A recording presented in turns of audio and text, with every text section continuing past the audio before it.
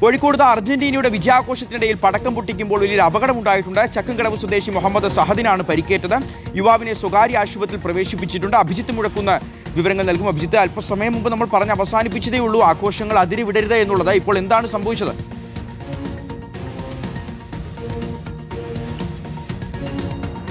ഷിഹാസ്, നമുക്കറിയാം ഇന്ന് Argentina Switzerland മത്സരമായിരുന്നു. സ്വിറ്റ്സർലാൻഡിനെ തകർത്ത് അർജന്റീന സെമിയിലേക്ക് മുന്നേറുകയും ചെയ്തു.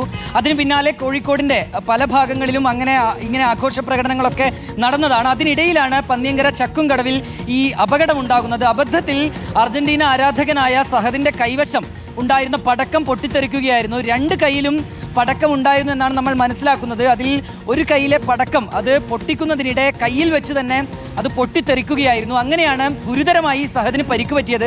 സഹദിന്റെ ഇടത് കൈപ്പത്തി അതിൽ വിരലുകളൊക്കെ അറ്റുതൂങ്ങുന്ന നിലയിലായിരുന്നു. പിന്നീട് സഹദിനെ കോഴിക്കോട് സ്വകാര്യ ആശുപത്രിയിലേക്ക് മാറ്റുകയും ചെയ്തിട്ടുണ്ട്. അല്പം ഗുരുതരമായ പരിക്കാണ് എന്നാണ് നിലവിൽ ലഭിക്കുന്ന വിവരം. വിരലുകളൊക്കെ അറ്റു എന്ന് പറഞ്ഞു കഴിഞ്ഞാൽ ഗുരുതരമായ പരിക്കാണ്. അബദ്ധത്തിൽ സംഭവിച്ച ഒരു അപകടമാണ് ഷിഹാസ്. ഏതായാലും ഈ അർജന്റീനയുടെ ആഘോഷ പ്രകടനത്തിനിടെയാണ് ഈ യുവാവിന് 22-കാരനായ മുഹമ്മദ് സഹദിന് ഇങ്ങനെ പരിക്കു പറ്റിയിട്ടുള്ളത്. ശരി അഭിജിത്ത്, ഗൗരവമുള്ള പരിക്കാണ്. വിരലുകളൊക്കെ അറ്റുപോയിട്ടുണ്ട്. അർജന്റീനയുടെ വിജയാഘോഷത്തിനെ തുടർന്ന് പടക്കം പൊട്ടിച്ചാണ്. രണ്ട് കൈയിലും പടക്കം ഉണ്ടായിരുന്നു. ഇനിയിപ്പോൾ സെമിഫൈനലാണ് വരാനുള്ളത്.